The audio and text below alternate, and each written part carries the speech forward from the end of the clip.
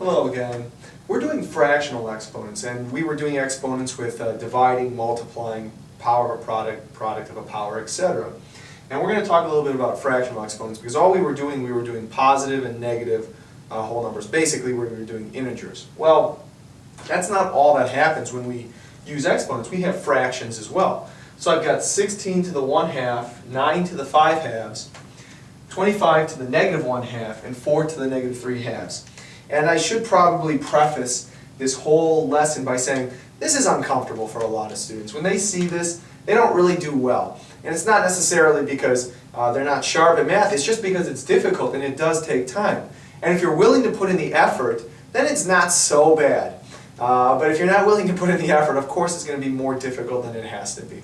So with that in mind, you should remember that it's not going to come off very easy, but I'll try the best I can.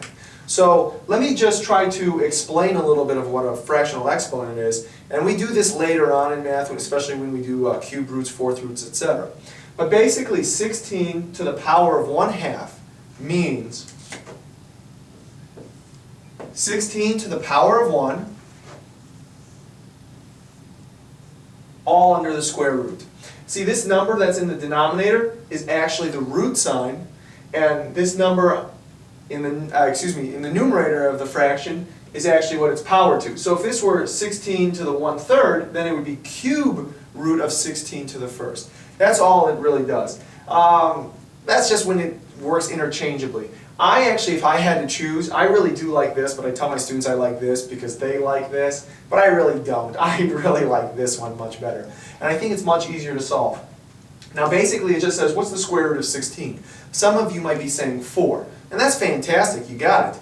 But you might not know that it's 4 if it were a more difficult problem. Let me show you how I would do this problem. I would take this base of 16, and what I would do is I would split it into factor trees. I find that it's sometimes not the funnest way to do this, but it is probably a productive way of doing it.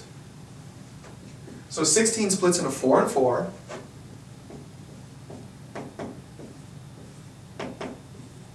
4 splits into 2 2s, each 4. So what I have is I have 4 2s, and I only circle the primes. I don't circle the composite numbers that are split. I only circle the numbers that can't be split anymore. So 16 to the 1/2 is actually 2 to the 4th. Now, let me explain that because some of you might have been lost. 16 is actually 2 to the 4th. 2 times 2 times 2 times 2. And it's all taken to the power of 1/2. And that confuses students. So I didn't change anything. 16 is just 2 to the 4th, but it was all taken to the 1/2.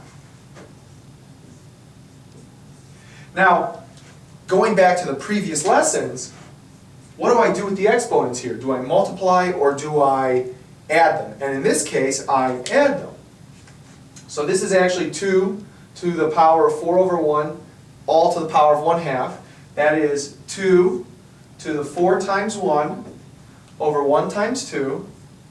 So it's 2 to the power of 4/2. This isn't a comfortable problem, so bear with me here. And it's 2 to the power of 2, and 2 squared is 4. Now you're going to say, well, I did all that work. Well, part of the reason why it seems like a lot of work is because the explanation was detailed. I can just split it really quickly, and all of a sudden students say, well, you explained that better. No, I didn't. I just explained it faster. But here I was being more deliberate. So the answer is 4. Now I'm going to erase this, but you can always look back at it on video. That's the power of video to figure it out. But the answer of 16 to the 1/2 is 4.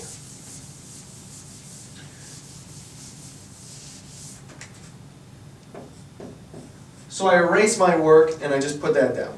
Again, I could have written this as 16 to the power of 1 all under the root of 2. Denominator is the root, the numerator is the power. Consequently, this can be written as square root of 9 to the 5th. Now, yeah, I know what it is because I just did the order of operations really quickly, but let's just say you didn't know. What you do is you split the base of 9 into prime numbers, and that's 3, or 3 squared. So 9 is actually 3 squared, and it's taken to the power of 5/2.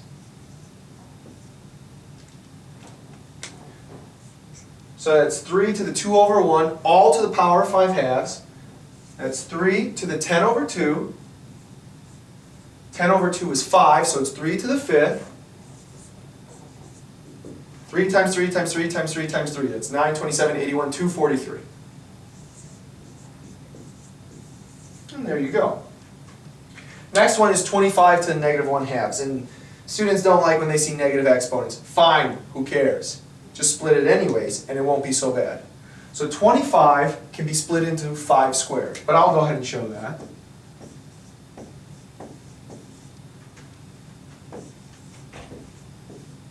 And it's all taken to the power of negative 1 over 2. That's actually 2 over 1. That's a multiplication problem of exponents. That's why we do that lesson before we do this one. And it's 5 to the negative 2 over 2, which is 5 to the negative 1. Oh, you've been a bad exponent. You go downstairs. Okay. Becomes positive. I don't have a placeholder here, so I have to put a placeholder of 1 if I don't have a placeholder. And 1 over 5 to the first, you don't need 5 to the first. It's just 5. Done. Oh, maybe not so bad if you're following along. Difficult if you've never seen this before, though. 4 is the same thing as 2 squared. I split it into 2 2's. And it's taken to the power of negative 3 halves. That's actually 2 over 1 to make it a little bit easier. You can actually even cross-cancel those 2's right now. That's what I would do, but whatever. So it's 2. 2 times negative 3 is negative 6. Over 1 times 2 is 2. And if you want to skip steps on this, if you know it's 2 to the negative 3, you can go ahead and do that. It's the same thing as 2 to the negative 3. But we don't work with negative exponents. So it's 2 to the negative 3 over 1. We're going to make this exponent positive, but if they're upstairs and they were negative, they got to go downstairs. If they were downstairs and negative, they go upstairs. So that becomes a positive 3. That's a 2. It brings it down. And it's 1. It's 1 over 2 cubed. But I want to simplify it. 2 times 2 times 2 is 8. And that's what you get. You get an eighth. Now, some of you are going to say, well, I did this in my calculator. I did parenthesis 4, close parenthesis, to the power of parenthesis negative 3 divided by 2, close parenthesis. And I got 0.125. That's great. I would have marked that wrong. If I were telling you to give it to me as a fraction and you gave it to me as a decimal, then you get it wrong. And I don't mean to be mean when I say that, but that's a skill I test on. And then some of you might say, well, I know how to change a decimal into a fraction. Well, I guess that's good, but you want to learn the process that you're doing too. With that said, we're going to continue with fractional exponents, have another set or so, maybe 2 lessons, and see how it goes. But have a good day for now.